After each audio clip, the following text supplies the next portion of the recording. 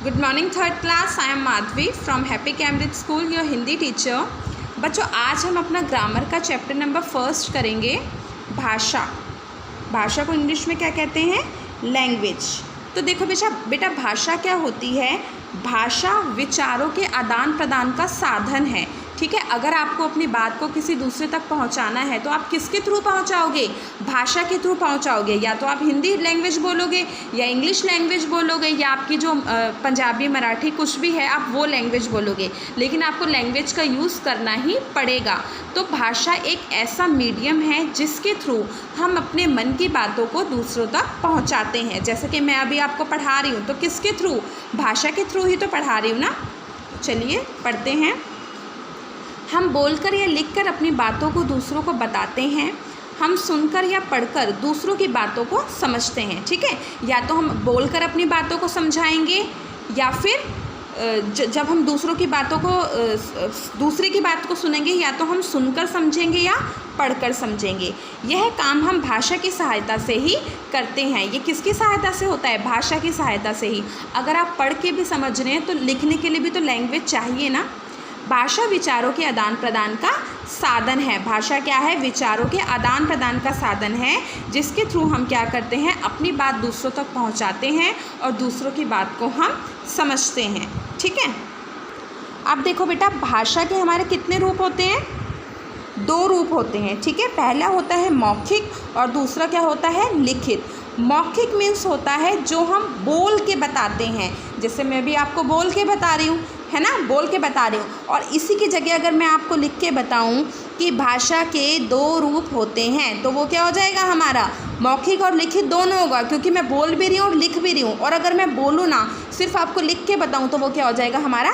लिखित हो जाएगा। तो भाषा के 2 रूप होते हैं, मौखिक और लिखित। मौखिक मीन्स जब कोई बोलकर अपनी बातों को बताता है, और लिखित मीन्स जब कोई लिख कर अपनी बातों को बताता है। इस पिक्चर में देखिए, ये जो टीचर हैं ये बोलकर अपनी बातें बता रही हैं, बोलकर बता रही हैं ना, पढ़ रही हैं। और ये जो बच्चे हैं ये लिख कर अपनी बात बता रहे हैं। तो ये क्या है? ये हमारा मौखिक साधन है, और ये क्या है? हमारा लिखित साधन है। ठीक है, जब हम अपनी बातों को बोलकर प्रकट करेंगे तो वो हमारा मौखिक साधन होगा, और जब हम लिख कर प्रकट करेंगे तो वो हमारा लिखित साधन होगा। अब देखो, इसी के बेस पे कुछ एक्सरसाइज हैं। विचारों के आदान प्रदान के साधन को डैश कहते हैं। विचारों के जो आदान प्रदान का साधन होता है उसे क्या कहते हैं? भाषा। अभी मैंने आपको पढ़ाया था कि भाषा विचारों के आदान प्रदान का साधन है। भाषा के डैश रूप को बच्चे परिवार में सीखते हैं। भाषा के किस रूप को बच्चे परिवार में सीखते हैं? मौखिक भाषा को। क्योंकि देखो बेटा, जब बच्चे का जन्म होता है, ठीक है, तो उस टाइम पे क्या पेरेंट्स उसे लिख लिख कर समझाते हैं? नहीं, सब लोग वर्बली बात करते हैं। जब उससे खेलते हैं लोग तो भी उससे वर्बली बात करते हैं। फैमिली में लोग बात करते हैं तो भी वर्बली बात करते हैं। तो बच्चा जब अपनी फैमिली में होता है तो वो कौन सी भाषा सीखता है? कौन सा साधन अपनाता है? मौखिक। क्योंकि वहाँ पे सब बोलते हैं। कोई लिख, आप अपनी फैमिली में क्या लिख कर अपनी बातें बताते हो? नहीं ना, बोल कर बताते हैं। तो फैमिली में बच्चा मौखिक। भारत की राष्ट्रभाषा डैश है। भारत की राष्ट्रभाषा क्या है? हिंदी है।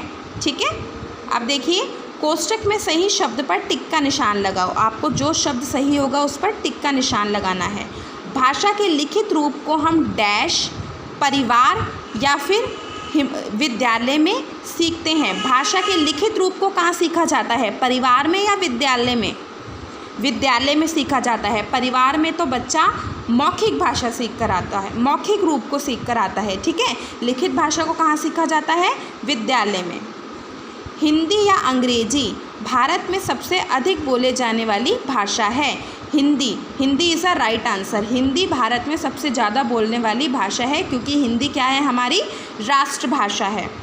हिंदी की लिपि रोमन या देवनागरी है। हिंदी की लिपि क्या है? देवनागरी है। अंग्रेजी की लिपि रोमन है, लेकिन हिंदी की लिपि हमारी देवनागरी है। पशु पक्षियों के मुख से निकलने वाली आवाज़ ध्वनि या फिर भाषा? पशु पक्षियों से के मुख से जो आवाज़ निकलेगी वो होगी हमारी ध्वनि। क्योंकि देखो बेटा, भाषा क्या होती है? जिसका मीनिंग भी हो। अब पशु क्या बोल रहे हैं आपको समझ तो नहीं आ रहा, तो वो क्या होगी? ध्वनि होगी, भाषा नहीं होगी। तो आपको अच्छे से समझ आया भाषा क्या होती है। भाषा विचारों के आदान प्रदान का साधन है। इसके दो रूप होते हैं, मौखिक और लिखित। मौखिक मीन्स बोलकर प्रकट करना और लिखित मीन्स लिखकर प्रकट करना। तो आज के लिए इतना ही बेटा। आपका होमवर्क क्या है, अभी जो मैंने आपको काम करवाया आप इसे अपनी बुक में फिल करेंगे और अच्छे से इसकी प्रैक्टिस करेंगे। ठीक है, थैंक यू।